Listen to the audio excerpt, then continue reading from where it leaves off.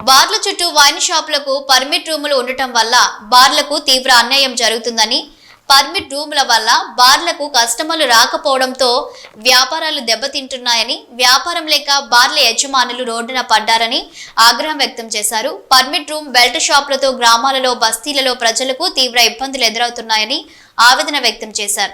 రాష్ట్రంలో వైన్ షాపులకు ఉదయం 10 నుండి రాత్రి 10 గంటల వరకే ఉన్నది. కానీ జిహెచ్ఎంసీ పరిధిలో మాత్రం 10 నుండి రాత్రి 11 గంటల వరకు కొనసాగుతున్నాయని, జిల్లాలలో ఉన్న వైన్ షాపుల సమయ పాలనను హైదరాబాద్ జిహెచ్ఎంసీ పరిధిలో కూడా అమలు చేయాలని డిమాండ్ చేశారు. ప్రభుత్వంకి ఆదాయం సమకూర్చే బార్ల సమస్యలు ప్రభుత్వం వెంటనే పరిష్కరించాలని డిమాండ్ చేశారు.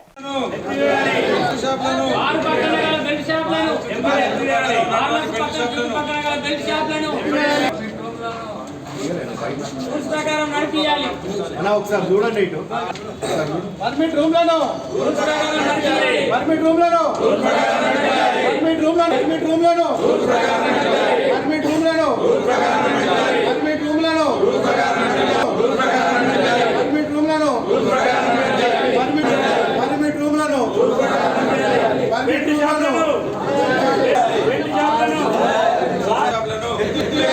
చుట్టుపక్కల బెల్ట్ షాపులను చుట్టుపక్కల బెల్ట్ షాపులను చుట్టుపక్కల బెల్ట్ షాపులను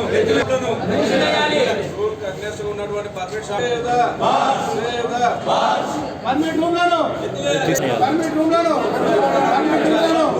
ఏర్పాటు చేసుకున్నాం ఈ యొక్క సమస్యలు. ఎందుకంటే ఇప్పుడు కూడా కరోనా నుంచి బాగా నష్టాలు ఉన్నాం. గత ప్రభుత్వం కూడా సహకరించింది. ఈ కొత్త ప్రభుత్వం వచ్చిన తర్వాత కూడా కొన్ని సమస్యలు ఉన్నాయి. ఎందుకంటే ఇప్పుడు కూడా నష్టాలు ఉన్నాం. ఇలాంటి ఇప్పుడు వచ్చి కూడా ప్రభుత్వం 1 ఇయర్ పైన అయిపోయింది. మరి ప్రభుత్వం దృష్టిలో పెట్టాం.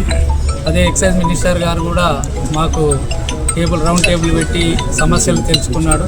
ఇప్పటి వరకు కూడా తేల్చలేదు. ఈ యొక్క కొత్త సంవత్సరం ఇయర్ ఏదైతే ఎక్సైజ్ ఇయర్ ఉందో అక్టోబర్ నుండి ఇప్పటికి 6 నెలలు అయిపోయింది. 6 నెలల లోపల లైసెన్స్ ఫీజులు వెళ్ళక చాలా తపనలు పడుతున్నాం. ఇప్పుడు 3వ విడత లైసెన్స్ ఫీజు వచ్చింది. ఈ యొక్క 20 తారీఖు కట్టేది ఉండే, మార్చి 20 తారీఖు. ఇప్పుడు కూడా బారు యజమానులు ఇంకా లైసెన్స్ ఫీజు చెల్లించలేదు. అది డిపార్ట్మెంట్కు తెలిసింది. ఎందుకు చెల్లించలేదు అంటే మా యొక్క బాధలు, ఈ యొక్క సమస్యలు, అప్పుల పాలై మరి చాలా రెవెన్యూ ఈ విషయంలో ఇబ్బంది పడుతున్నాం. ఈ యొక్క సమస్యలను ప్రభుత్వం దృష్టికి తీసుకుపోవాలని మరి కమిషనర్లకు ఎన్నోసార్లు లెటర్ ఇచ్చాం. ఇప్పటివరకు ఏంటంటే ముఖ్యంగా ఈ యొక్క బార్లు నష్టపోవడానికి కారణం ఏంటంటే ఈ యొక్క ప్రత్యేకంగా చెప్పాలంటే చాలా ఉన్నాయి. ఈ యొక్క పర్మిట్ రూమ్ అనేది వైన్ షాప్లలో పర్మిట్ రూమ్ అనేది రూల్స్ ప్రకారం ఉంది. 100 స్క్వేర్ మీటర్లు ఉండాలి. ఎలాంటి తినుబండారాలు ఉండకూడదు. ఎలాంటి టేబుల్ కుర్చీలు వేసి కూర్చోబెట్టేది లేదు. కాబట్టి ఈ యొక్క జీవో ఉంది. మేము గత 2 సంవత్సరాల నుండి బార్ల సమస్యల పాల్గొన్నాం. సార్ ఇది చేయండి, కొత్త టెండర్లు వచ్చినాయి, ఆ విధంగా నిషేధించట్లేదు, ఆ విధంగా చేయట్లేదు.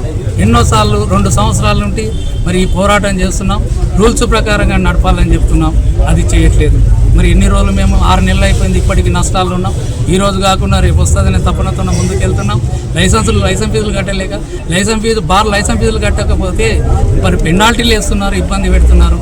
నాకు ఒక సమస్య, స్టేట్ మొత్తం జీవో అనేది ఒకటే ఉంటుందా, ఒక డీసీ పరిధిలో ఉంటుందా, లేకపోతే ఒక ఈఎస్ పరిధిలో ఉంటుందా, ఒక సిఐ పరిధిలో ఉంటుందా, అర్థం కాని పరిస్థితులు ఉంది.